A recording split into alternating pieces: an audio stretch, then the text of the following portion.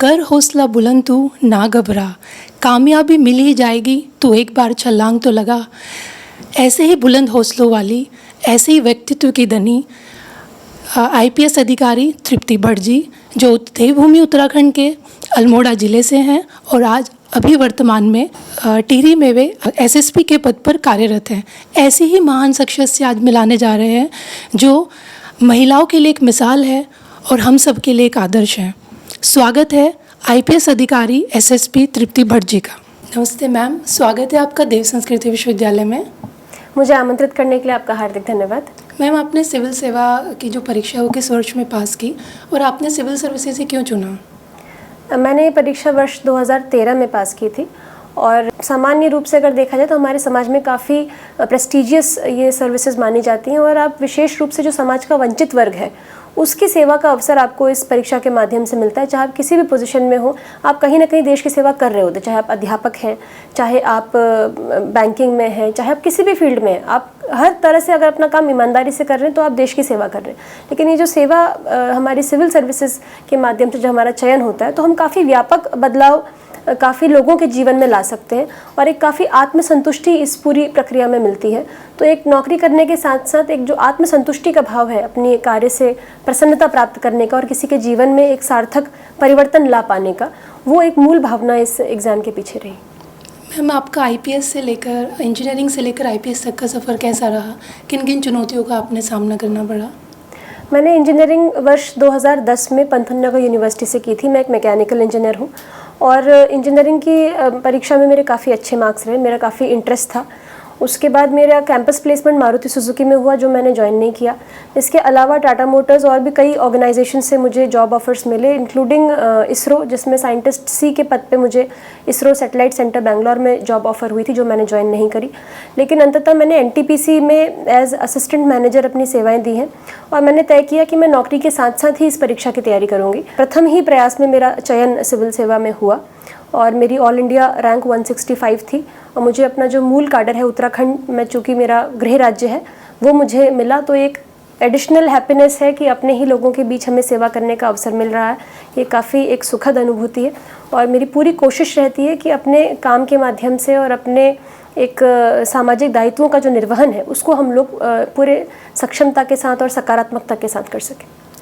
इस दौरान आपकी इस यात्रा में कुछ चुनौतियाँ जिन्हें आपने सामना किया हो, क्योंकि एक उत्तराखंड की मतलब देवभूमि की बेटी एक ऐसे ज़िले से जहाँ पर लड़कियों को एक ऐसी सर्विसेज में बहुत ऐसा माना जाता है कि बहुत टफ है उनके लिए, तो ऐसा आपने कोई अपनी ट्रेनिंग के दौरान या फिर? मैं अल्मोड़ा के लिए कह सकती हूँ कि काफ़ी प्रो एजुकेशन माहौल है और ऐसा मुझे कभी भी अपने शैक्षणिक जीवन में मुझे कभी भी ऐसा महसूस नहीं हुआ कि मैं किसी प्रकार से कमतर हूँ, ना ही मेरी परवरिश इस तरह की रही और मैं शायद काफ़ी खुशकिस्मत हूँ। हो सकता है कि ये बात सभी के लिए सत्य ना हो, क्योंकि हमारा जो सामाजिक सत्यता है उसमें कई बार हम देखते हैं कि महिलाओं को कई प्रकार से अपने कई अधिकारों के लिए पुरुषों के बनिस्बत वंचित रहना पड़ता है।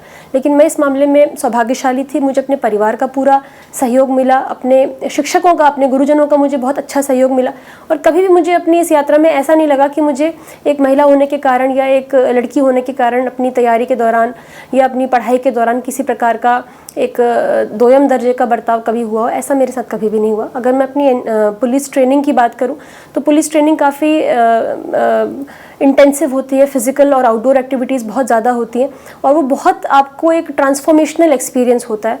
मैं खुद भी जितनी भी एथलेटिक एक्टिविटीज़ होती थी उसमें काफ़ी अच्छा मेरा योगदान रहता था। मैंने 42 किलोमीटर्स की क्रॉस कंट्री भी करी है जो ऑप्शनल थी, मतलब शौकिया तौर पे मैंने करी है, 42 किलोमीटर मैराथन रन करी है। उसके अलावा जो भी हमारे एकेडमिक एक्सरसाइजेज होती थी आउटडोर्स की, तो काफ़ी बढ़ चढ़ के हमने उसमें हिस्सा लिया और काफ़ी अच्छे ट्रेनर्स, काफ़ी प्रोफेशनल ट्रेनिंग हमारी एनपीए में रहती है, जिसमें न केवल आप एक प्रोफेशनली बेटर इंसान बन के आते हैं बल्कि फिज़िकली भी काफ़ी स्ट्रेंथ और कॉन्फिडेंस बिल्डिंग उस पूरी ट्रेनिंग की जर्नी के दौरान आपके अंदर होती है। वैसे तो सिविल सर्विसेज की तैयारी एक बहुत वाइड सब्जेक्ट है, बट इसमें करंट अफेयर्स जो एक बहुत इम्पोर्टेंट पार्ट माना जाता है, तो करंट अफेयर्स के लिए मतलब कैसे उसकी तैयारी करें, उसकी कितनी भूमिका है करंट अफेयर्स के सिलसिले करंट अफेयर्स की बहुत महत्वपूर्ण भूमिका है और कोई भी आंसर का जो इनरिचमेंट है या जो रेलेवेंस है वो आपके जो देश दुनिया में चीज़ें हो रही हैं, जो तथ्यात्मक बातें आप उसमें डाल सकते हैं, जो भी करंट हैपनिंग्स हो रही हैं उससे काफ़ी चीज़ें पिक करके आपके एग्जामिनेशन में पूछी जाती हैं। और जो भी आपके कन्वेंशनल क्वेश्चंस भी हैं उसमें अगर आप करंट अफेयर्स की लेटेस्ट हैपनिंग या डेटा स्टैटिस्टिक्स ऐड करें या मैप वगैरह बनाएं और एक रीसेंट हैपनिंग्स उसको कनेक्ट कर सकें, उसकी रेलेवेंस को पोर्ट्रे कर सकें, तो आपके मार्क्स इंप्रूव होते हैं। तो करंट अफेयर्स नो डाउट बहुत इंपॉर्टेंट पार्ट है, ना केवल कोर करंट अफेयर्स के पॉइंट ऑफ व्यू से बल्कि आपके ऐसे, आपका इंटरव्यू, आपके जनरल स्टडीज़ के जितने भी बाकी पेपर्स होते हैं, एथिक्स में कोई अच्छा केस स्टडी आप अपने करंट अफेयर से दे सकते हैं। तो current affair basically it's like an integral part of all the papers. उसको एक अलग से आइलैंड की तरह नहीं अप्रोच करना चाहिए, आपके हर पेपर में कहीं ना कहीं करंट अफेयर का एलिमेंट ज़रूर होना चाहिए। मैम, हमारे चारों तरफ डेली कोई ना कोई घटनाएं होती है, पर कौन सी घटना कितनी इम्पोर्टेंट है और कितनी ज़रूरी है करंट अफेयर्स या सिविल सर्विसेज की तैयारी के लिए, हम कैसे पता करें? देखिए, कुछ घटनाएं तो तथ्यात्मक होती हैं, जैसे कि इस तारीख को ये हुआ, या इतने संख्यात्मक तथ्यात्मक छोटी चीज़ें होती हैं। कुछ आपके एनालिसिस होते हैं और कुछ आपकी जियोपॉलिटिकल चेंजेस लाने वाली या बहुत स्ट्रैटेजिक बड़ी खबरें होती हैं, जैसे दो कंट्रीज़ के बीच में अगर वॉर है या माइग्रेशन क्राइसिस है या कुछ इस तरह की चीज़ें जो एक बड़े पिक्चर का एक अंग है। जैसे हम अगर गल्फ़ क्राइसिस की बात करें या अगर हम जो हमारे इंटरनेशनल जियोपॉलिटिकल रिलेशंस हैं अलग अलग जगह के, उसकी बात करें, तो कई करंट हैपनिंग्स ऐसी होती हैं जो पूरी टाइमलाइन में एक इम्पॉर्टेंट माइलस्टोन बन के आती हैं। जैसे इज़राइल का अभी जो रिसेंटली हमने देखा, इसके अलावा भी कई सारी घटनाएं ऐसी हुई जिससे कि एक पूरा जो इंटरनेशनल रिलेशंस को अप्रोच करने का हमारा तरीका है उसमें कहीं ना कहीं एक वृद्धि हो जाएगी एक इम्पॉर्टेंट इवेंट की। तो जो इस तरह की घटनाएं हैं उसको आप अलग तरीके से अप्रोच करेंगे। जो तथ्यात्मक घटनाएं हैं वो यूपीएससी में या तो प्रीलिम्स में आती हैं या बहुत कम आती हैं, मतलब जो रटने के तौर पे। लेकिन आपको करंट अफेयर्स की समझ और उसमें कन्फ्यूजन आपको ना हो, क्योंकि जो हमारे ऑप्शंस होते हैं प्रीलिम्स में उसमें कई बार मैंने देखा है कि आधी अधूरी पढ़ाई के कारण लोग नेगेटिव मार्किंग के शिकार हो जाते हैं। आपको लगता है कि हाँ हमें आता है, लेकिन अधूरा ज्ञान ज़्यादा खतरनाक होता है, क्योंकि आप अल्टीमेटली एक रॉन्ग आंसर पे टिक करके नेगेटिव मार्क्स लेके आते हैं। तो करंट अफेयर्स में प्रैक्टिस बहुत ज़रूरी है, मॉक टेस्ट बहुत ज़रूरी है, ऑब्जेक्टिव क्वेश्चंस को बार बार अटेम्प्ट करना बहुत ज़रूरी है। करंट अफेयर्स के लिए आपको मल्टीपल सोर्सेज को अप्रोच करना पड़ेगा, आपको खुद भी नोट्स बनाने पड़ेंगे। अगर मैं अपनी खुद की बात करूं तो मेरे जनरल स्टडीज़ में काफ़ी अच्छे मार्क्स थे, और मज़ेदार बात यह है कि जनरल स्टडीज़ के ही नोट्स मैंने खुद बनाए थे, क्योंकि इतना ज़्यादा मटेरियल मार्केट में है कि इट इज़ प्रैक्टिकली इम्पॉसिबल कि आप हर चीज़ हर डायरेक्शन में पूरा कर पाएँ। अखबार आप सिंसियरली पढ़ें, मैगजीन्स आप सिंसियरली पढ़ें, और जो आपके एडिटोरियल कॉलम्स हैं उसको आप पूरी गहराई से पढ़ें।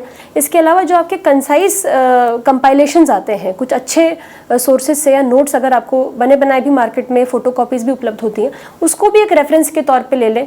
इसके अलावा कुछ स्टैंडर्ड किताबें आपकी जो फॉर एग्जांपल इन्वायरमेंटल साइंसेस की हैं या पॉलिटी की हैं, तो योजना या कुरुक्षेत्र जैसी जो मैगजीन्स हैं उनसे आप कहीं ना कहीं आपने सोशल आस्पेक्ट, एग्रीकल्चरल आस्पेक्ट, आपका जो कॉन्स्टिट्यूशनल आस्पेक्ट है उसमें आपके जो एडिशंस हैं, तो वो आपको पीआईबी जैसे पीआईबी की वेबसाइट पे बहुत अच्छी इन्फॉर्मेशन मिल जाती है।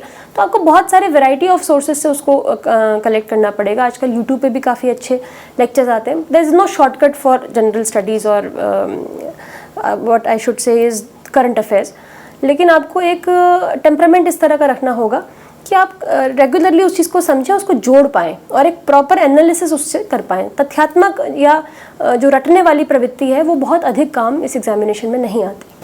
मैम, जैसे आजकल बहुत सारी वेबसाइट्स और यूट्यूब चैनल्स हैं जो करंट अफेयर्स की तैयारी कराते हैं, बट क्या न्यूज़पेपर और मैगजीन्स को इग्नोर कर देना चाहिए? नहीं, कितना उन्हें टाइम देना चाहिए, कैसे नोट्स बनाए या कितना पढ़ना चाहिए? देखिए, हर इंसान की अप्रोच अलग होती है। मेरे कई बैचमेट्स हैं जिन्होंने कभी नोट्स नहीं बनाए, कई बैचमेट्स ऐसे हैं जो बिल्कुल नोट्स ही बनाते थे और नोट्स से ही पढ़ते थे।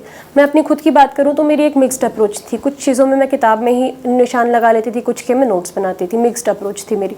हर विद्यार्थी का अपना पढ़ने का तरीका होता है, लेकिन नोट्स बनाना इसलिए महत्वपूर्ण है कि अगर आप नोट्स नहीं बनाएंगे तो एग्जाम के एक दिन पहले इतना अधिक मटेरियल आपके पास होगा कि आप पन्ने भी पलटने का समय आपको एग्जाम से एक दिन पहले नहीं मिल पाएगा।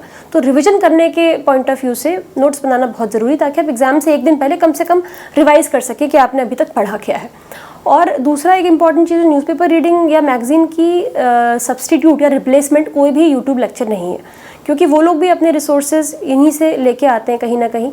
और जब तक आप खुद पढ़ाई नहीं करेंगे, खुद मेहनत नहीं करेंगे, तो पका पकाए भोजन से आपका क्षुधा इसमें शांत नहीं हो पाएगी, उससे एग्जामिनेशन में उतना बेनिफिट आपको नहीं होगा। जब आप खुद उस चीज़ को करेंगे, पढ़ेंगे, सीखेंगे, उससे तथ्य निकालेंगे, तो वो आपके दिमाग में अधिक समय तक रजिस्टर भी रहेगी। और मैं अपनी खुद की बात करूं तो मैं कई बार क्या करती थी, समय कम होता था तो मैं चूँकि जॉब के साथ तैयारी कर रही थी, तो मैं हफ्ते भर के अखबार एक साथ संडे को पढ़ती थी। तो संडे को मैं जैसे 6 घंटे लगातार अखबार पढ़ती थी, तो उसमें कई बार क्या होता था कि कोई घटना एक हफ्ते के अंतराल में पूरी डेवलप हो जाती थी। आज ये हुआ, अगले दिन ये हुआ, तो 7वें दिन मुझे पता होता था कि इस पूरे घटनाक्रम के अंत में ये हो चुका है, ये चैप्टर अब क्लोज हो चुका है। तो उसमें पहले दिन की चीज़ें अनइम्पॉर्टेंट हो जाती थी, तीसरे दिन की चीज़ें ठीक ठाक इंपॉर्टेंट हो जाती थी, और डे 5 बहुत इंपॉर्टेंट हो जाता था। तो एक पूरा ओवरव्यू मुझे पूरे हफ्ते की घटना का एक ही दिन मिल जाता था। मैं ये नहीं कह रही कि ये सही अप्रोच है या गलत अप्रोच है, मैं केवल साझा कर रही हूँ कि चूँकि मेरे लिए वर्क किया, किसी और के लिए वर्क कर सकता है, नहीं कर सकता है।